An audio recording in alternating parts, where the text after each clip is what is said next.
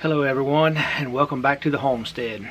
So I wanted to come to you today, and what you're going to see over the next several weeks probably is some videos, pictures of things that we have done here recently within the last month, 2 months. Since I'm not able to get out day to day because of my hip surgery, I'm not able to do some of these things, so it's good that I've got family, my kids, that can go out and complete some of the projects that we do have here. So today I want to talk to you about hanging some gutters on the old barn. So we moved here on this property back in 1997, and there's an old barn that was here since when we bought the property. And through the years I've always wanted to hang gutters on it due to it eroding the property, actually running through the barn, could never keep it dry, and it just really was never high on priority list. I've actually done several different things in this barn. I've had a wood shop. I've actually made some rugs in it, some old braided rugs.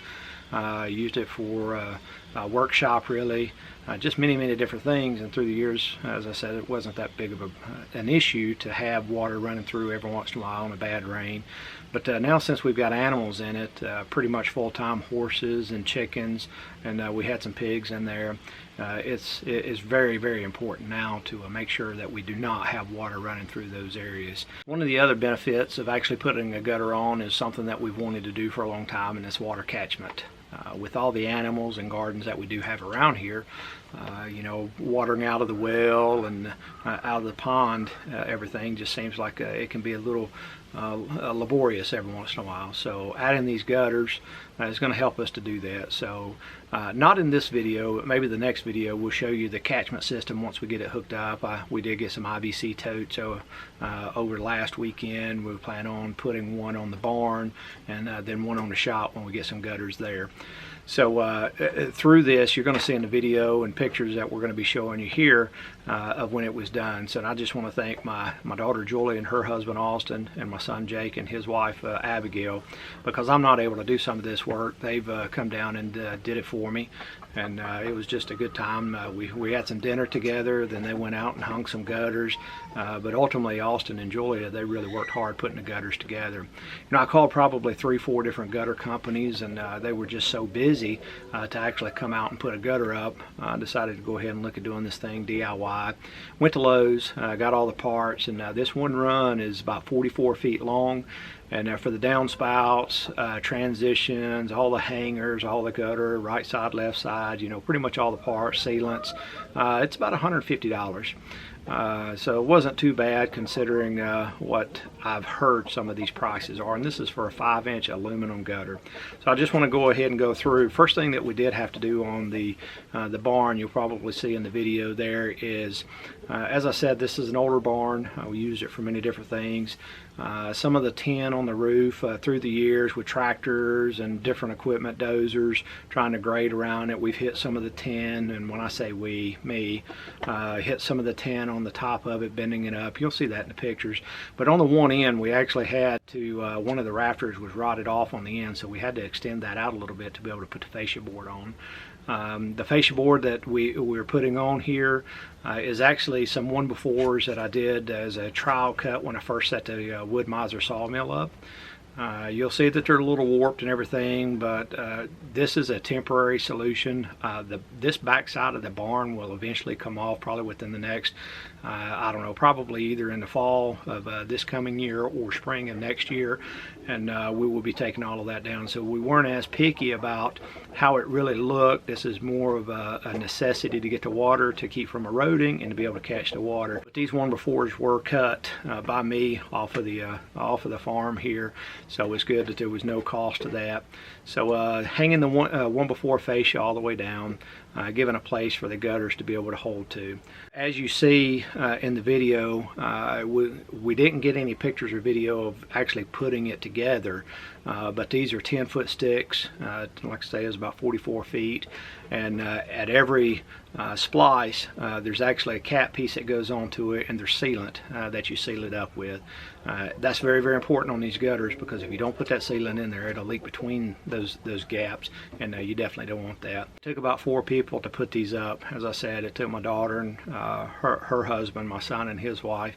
to actually put it up, but Austin and Julia, my daughter and son-in-law, they put it together on the ground, and every 2 feet putting hangers on to be able to put it up, to be able to hold it real well. Then they went out after dinner and just hung this across 44 feet. So with guttering, you want about a 1/2 inch fall for every 10 feet. So 44 feet, kind of a little bit under 2 1/4 inch across the span of it. So that way we span it in the right direction, get it flowing to the right. We didn't want a downspout on both sides. We just wanted it on one side to where we can catch it in an IBC tote for water catchment. So that's going to be used because it is off the barn. The animals are there. The horses are there, so we'll use that water that we catch off of that for the animals. As I said, we do have 2 other IBC totes that we'll be putting up on the shop eventually, and that'll be for the gardens because it's closer to the gardens. It's really just trying to catch what's already here, using the resources to the best of our ability, and being good stewards of what's been given. The rain is given, and we got to be thankful for the rain, and we are. And it's just a matter of capturing and harnessing the energy of the rain and the power of the rain, and using it where we need. As I said, with this guttering, I would love to have gotten somebody in here. Matter of fact, on my Facebook page, it showed up yesterday, a year ago, where I was asking for reputable companies, and I did get plenty of reputable companies. It's just a matter of getting someone out here in a timely manner, and everyone just seems so backed up now with all the circumstances, situations going on. We just decided to do it ourselves, and I'm thankful we did, because not only did we learn from it, but all the family got to come together, fellowship with one another, have a good time.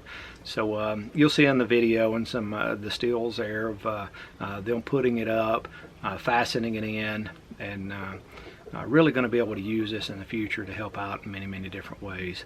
So just wanted to come to you today. Yesterday I'd hoped to get it out for you yesterday, but just wasn't feeling too good to be able to get out and about. It takes a lot for me to get out right now, being on crutches and everything else. I have to rely on a lot of people, and if you guys are like me, which I know probably some of you are, you don't like to rely on anybody other than yourselves, and we got to get over that.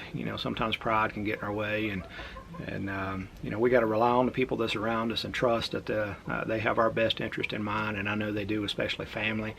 And I'm just thankful that I've got mine here to be able to help in great ways. And I hope that that's what this channel is going to do for each and every one of you. That way, if there's something that you've been wanting to do, you're not sure how to do it, maybe you send me a message, say, hey, I'd like to do this or that. And if I've got any experience in it, I have no problem doing it, showing you how to do it. And if I don't know how to do it, well, we'll learn together. We'll figure it out and come together and be able to do it. So probably the next video that you may see, I thought about showing you how we make colloidal silver. I mentioned that on our intro. But there's so many different things that we can do. But as I said, some of these videos are going to be what we have done over the past several months, just putting it all together, a collection of it. And then hopefully within the next few weeks, as I'm out and about getting a little bit better through therapy and all of that, I'll be able to do some things to be able to show you. So until next time, if you like the content, if you like what you're seeing here, if you could hit that like button and subscribe.